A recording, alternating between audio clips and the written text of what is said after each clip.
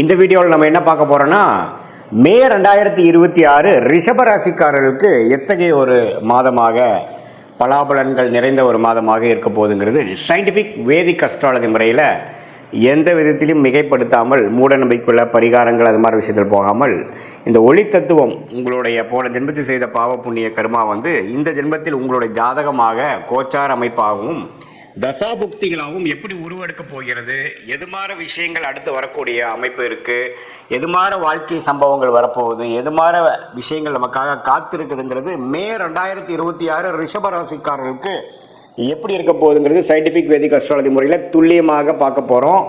இப்போ பாருங்கள், ரிஷபராசிக்காரர்களுக்கு குரு 2ஆம் இடத்துலையே நீடித்திருக்கிறார். சனி 11ஆம் இடத்துல அருமையாக நீடித்திருக்கிறார். 10ஆம் இடத்துல ராகுவும் 4ஆம் இடத்துல கேதுவும்.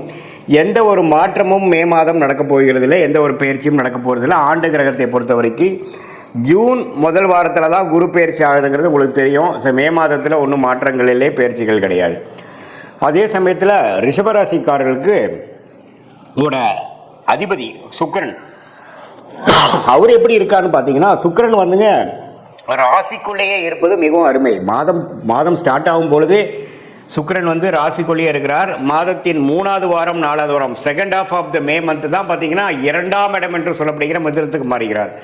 ஸோ ராசி அதிபதியோட சஞ்சாரம் அருமையாக இருப்பது ஒரு அருமையான விஷயம் ரிஷபராசிக்காரர்களுக்கு. அதே சமயத்தில் சூரியன் புதன் 12ஆம் இடத்தில் இருக்கிறார் முதல் 2 வாரம். அதுக்கப்புறம் செகண்ட் ஹாஃப் பார்த்தீங்கன்னா ராசிக்குள்ளேயே வருவதும் அருமை. ஸோ அதே மாதிரி செவ்வாய் 11ஆம் இடத்துலேருந்து 2வது வாரம் 3வது வாரத்துக்கு அப்புறம் செகண்ட் ஹாஃப் 11ஆம் இடத்துக்கு வருகிறது, 12ஆம் இடத்துக்கு வரார். இது எல்லாம் என்ன காட்டுது அப்படின்னா, நல்லாவே வேலை, தொழில், பணம் அது மாதிரி விஷயங்கள்லாம் கொஞ்சம் ஓரளவுக்கு பிரச்சனை இல்லாமல் இருக்குது. மனசில் கொஞ்சம் சந்தோஷம் இருக்குது. குடும்பத்தில் குதூகலம் இருக்குது. ஏன்னா சுக்கிரன் ராசிக்குள்ளே வரும்பொழுது பார்த்தீங்கன்னா சுவாரஸ்யங்கள் இருக்கும்.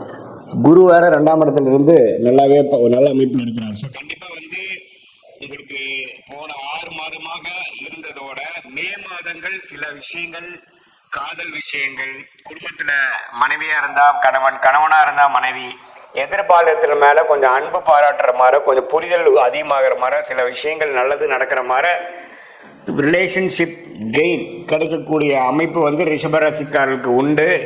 சுக்கிரன் எந்த விதத்திலையும் பாதிக்கப்படாமல் ராசிக்குள்ளேயே ஆட்சி பலத்தோடு இருப்பது மிகவும் அருமை. அதே சமயத்தில் சூரியனும் புதனும், ராஜோகாதிபதியாகிய புதனும் மாதத்தின் செகண்ட் ஹாஃப் ராசிக்குள்ளே வருவது மிகவும் அருமை. ஸோ செகண்ட் ஹாஃப் பல விஷயங்கள் நம்மளால காத்துட்டு இருக்கிற சில விஷயங்கள்லாம் டக்குன்னு நடந்துருச்சு சாமி அப்படிங்கிற மாதிரி கொடுக்கக்கூடிய ஒரு அற்புதமான ஒரு மாதமாக ரிஷபராசிக்காரர்களுக்கு மே 2026 வருகிறதுங்கிறது நம்ம தெரிஞ்சுக்கணும். ஸோ இது ஒரு பொற்காலம்தான். ஏன்னா ராசி அதிபதி சனி பார்வை பெறாமல், ஆனால் என்ன இதில் 3ஆம் பார்வை சனி பார்வை பெறுகிறது. செவ்வாய் வேற சனியோட சேர்ந்துருக்கு. இதில் அதனால் என்ன ஆகும்னா, கொஞ்சம் செகண்ட் ஹாஃப் ஃபர்ஸ்ட் ஹாஃப் ஒரு சுமாராகவும், செகண்ட் ஹாஃப் இன்னுமே நல்லா இருக்கிற மாதிரி இருக்கும். ஸோ ஃபர்ஸ்ட் ஹாஃபில் பார்த்தீங்கன்னா சில ரிலேஷன்ஷிப் விஷயங்கள், குடுக்கல் வாங்கல் விஷயங்கள், பங்குதாரர் விஷயங்கள், குடும்பம் அமைதி, அதுல எல்லாம் கொஞ்சம் பிரச்சனைகள் தீரும். ஆனால் கோயிங் ஃபார்வர்ட் செகண்ட் வீக்லேருந்து தேர்ட் வீக்லேருந்து பார்த்தீங்கன்னா இன்னுமே கொஞ்சம் நல்ல பேச்சப் ஆகுறது, இன்னும் கொஞ்சம் பிரச்சனைகள் விலகிறதுங்கிற மாதிரி ஒரு நல்ல அமைப்புகள் இருக்குது.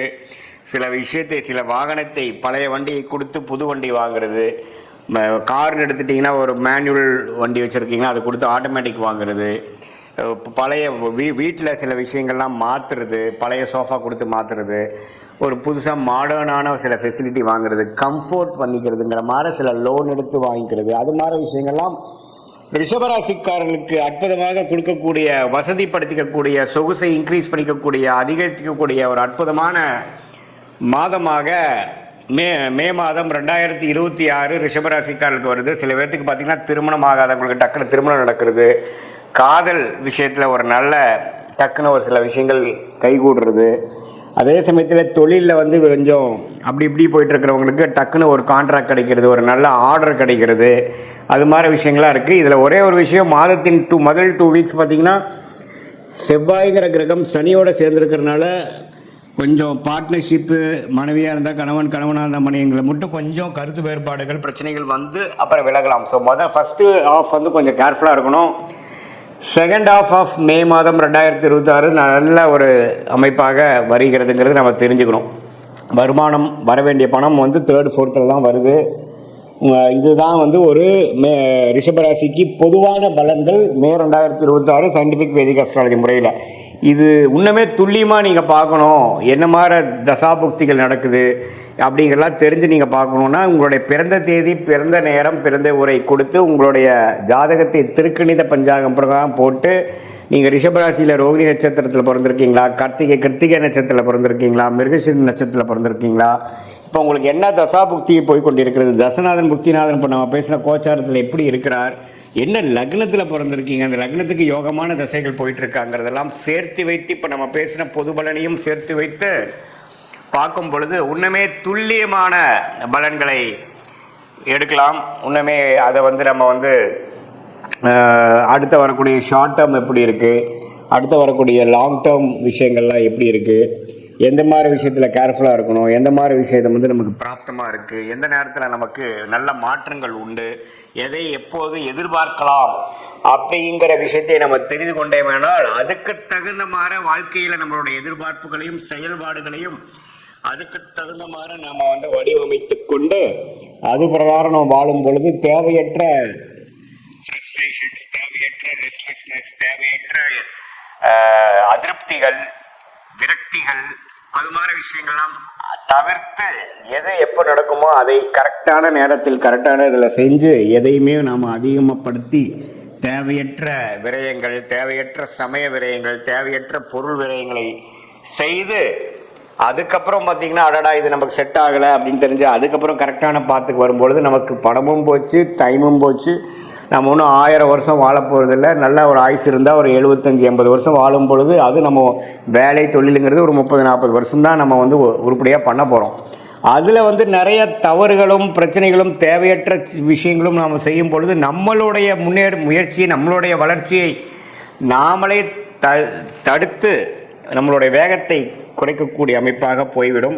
அதற்காக நம்ம இந்திய வேத ஜோதிடம் ஆகிய சயின்டிஃபிக் வேதிக் அஸ்ட்ராலஜி முறையில் நம்ம வந்து உங்கள் பிறந்த தேதி, பிறந்த நேரம், பிறந்த உரை வைத்து உங்களுடைய திருக்கணித பஞ்சாங்கத்தில் ஒரு ஜாதகத்தை போட்டு பொது பலனையும் துல்லியமான பலனையும் சேர்த்து வைத்து பார்க்கும் பொழுது என்ன விஷயங்கள் எப்போ நடக்கும், எது டிலே ஆகும், எது வந்து நடக்கும், வேலையா, தொழிலா, அல்லது வெளிநாடா, உள்நாடா, அரசு உத்தியோகமா, பிரைவேட் செக்டாரா, எது நமக்கு செட் ஆகும், என்ன டொமைன் நமக்கு நல்லா இருக்குது, எந்த கிரகம் வலுவாக இருக்குது, எப்போ வந்து நமக்கு கல்யாணம் நடக்கும், எப்போ குழந்தை பெறும், எது மாதிரி விஷயத்தில் எப்போ பண்ணலாம், நமக்கு லேட் மேரேஜா, ஏர்லி மேரேஜா, காதல் திருமணமா, அரேஞ்ச் மேரேஜா, இது மாதிரி பிராப்தங்கள் நம்மளை காத்து கொண்டிருக்கிறதுங்கிறது துல்லியமாக எதையுமே மிகைப்படுத்தாமல் உள்ளது உள்ளவாறு நம்ம சயின்டிஃபிக் வேதிக் அஸ்ட்ராலஜி பார்க்கும் பொழுது வாழ்க்கையில் எதிர்நீச்சல் போடாமல் எளிதில் வெற்றி பெற முடியும் என்று சொல்ல விரும்புகிறேன். மீண்டும் மற்றொரு காணொலியில் சந்திப்போம். நன்றி, வணக்கம்.